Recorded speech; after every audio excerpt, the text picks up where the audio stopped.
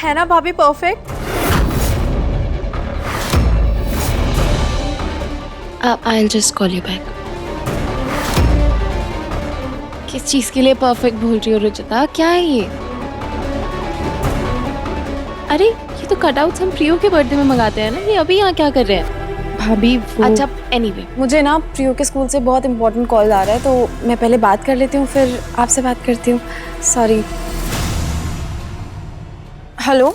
हाँ, भाभी ने पूरी बात सुनी नहीं, लेकिन आप लोगों को जैसी मॉडल चाहिए ना, उसके लिए भाभी एकदम परफेक्ट है। मतलब उनको मॉडलिंग का एक्सपीरियंस भी है और वो हमारे संस्कृति के साथ भी जुड़ी है। बात तो सही है तुम्हारी। अब पापा शादी से पहले भी तो भाभी ने कितनी सारी ज्वेलरीज और साड़ीज के प्रिंट एड्स किए थे। हाँ, तो बस भाभी को ही फाइनल कर दीजिए। और घर के बाहर काम करने वाली टेंशन ही नहीं है, क्योंकि ब्रांड तो हमारे घर का ही है। इनफ।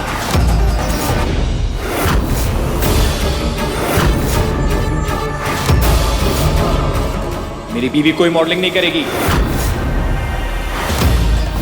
ये तो मिस राजस्थान रही है, लेकिन उसे मिसेस राजस्थान बनने की कोई जरूरत नहीं है। भैया क्या बात है, साफ साफ बताइए ना। साफ साफ बात यह है निहार कि जब तुम्हारी पत्नी को बताया गया है कि ऋतु मॉडलिंग नहीं करेगी, उसके मन में ये बात क्यों डाली उसने? क्यों भड़काया उसे? नहीं भैया, मैंने ऐसा कुछ नहीं किया है। मैंने तो सिर्फ भाभी को सॉरी बोला था। इनफैक्ट वो तो खुद इंटरेस्टेड नहीं है मॉडलिंग में भैया। इंटरेस्टेड नहीं थी, लेकिन तुम्हारे बात करने के बाद अचानक से उसे इंटरेस्ट आ गया। ये घड़ी मेरे अच्छे वक्त के लिए दी है ना तुमने रुचिता, लेकिन सच कहूं तो जब से तुमने हमारी जिंदगी में इंटरफेयर करना शुरू किया है, तब से ही हमारा बुरा वक्त चल रहा है।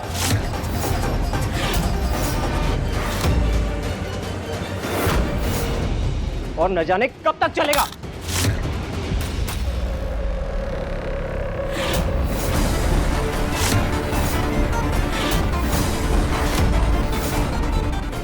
भाई भाई भाई,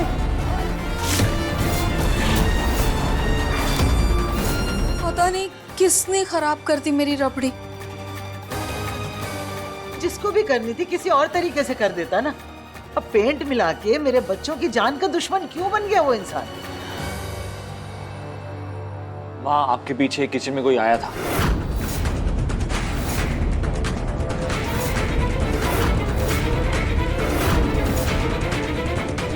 कौन? रुचिता।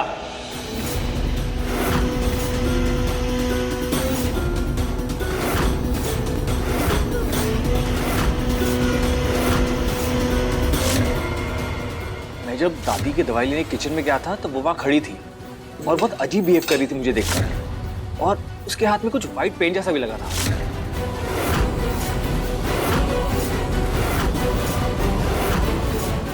नहीं भैया, मैं तो बस खाना बनाने गई थी और जब मैं किचन में गई थी तो मैंने देखा कि रबड़ी उबल के नीचे गिर रही थी, तो मैं उसे ही साफ कर रही थी।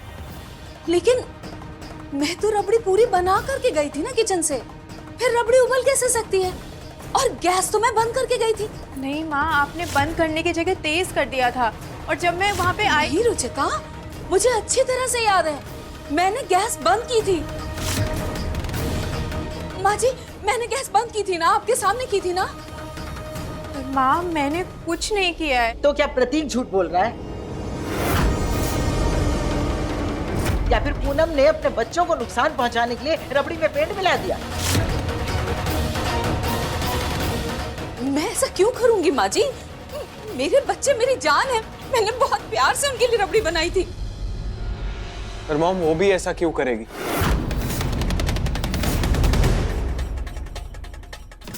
वो ऐसा कर सकती है बेटा। जब बीवी को माँ के हाथ का खाना खटकने लगे ना, तब वो ऐसा जरूर करती है।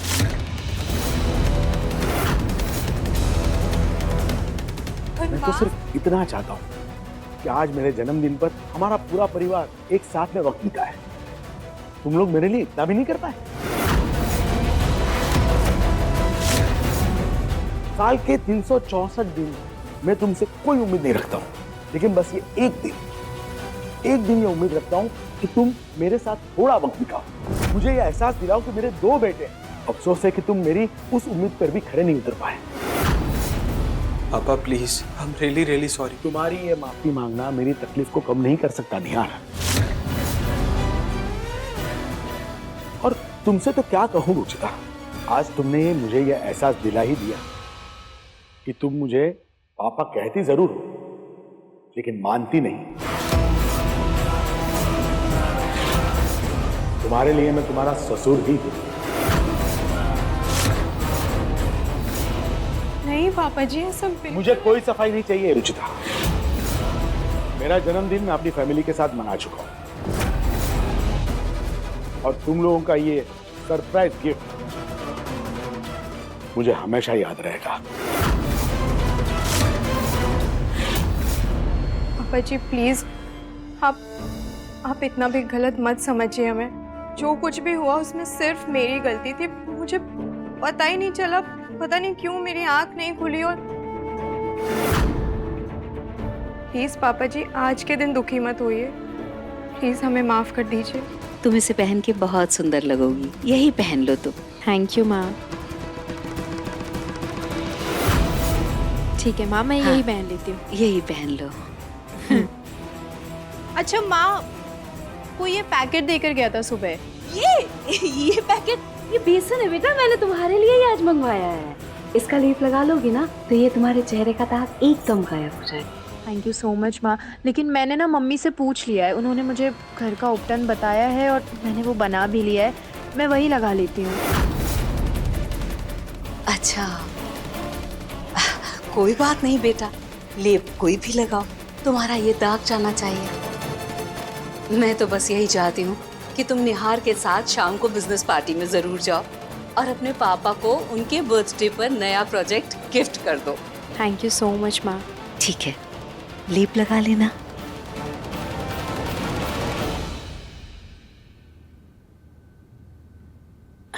लगा लेती हूँ मैं।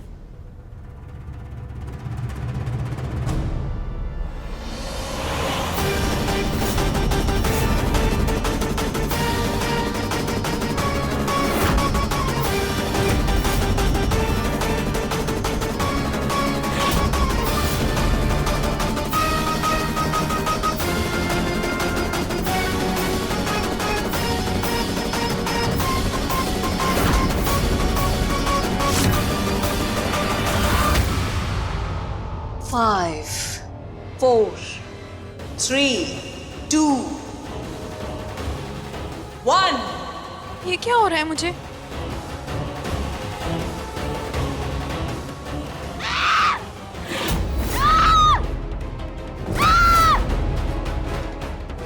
जूली ने अपना काम कर दिया माँ जी। माँ जी, जब रुचिता इन गुब्बारों में अपनी फूंक से हवा भर रही है तो अनजाने में ही वो हीलियम गैस अपने अंदर ले रही है। हीलियम गैस इंसान की आवाज को कुछ देर के लिए बदल देता है, फिर चाहे इंसान कितनी कोशिश क्यों न कर ले। जब तक इसका असर रहता है, इंसान के मुंह से अजीब आवाजें ही निकलती हैं। अब सोचिए, रुचिता शाम की आरती कैसे गाएगी?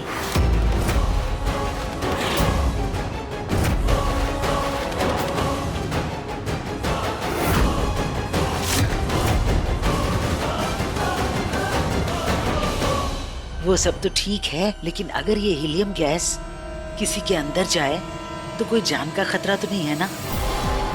कुछ नहीं होगा माँ जी, जान को कोई खतरा नहीं है। बस गले में थोड़ा बहुत दर्द होगा और फिर आवाज में बदलाव आ जाएगा।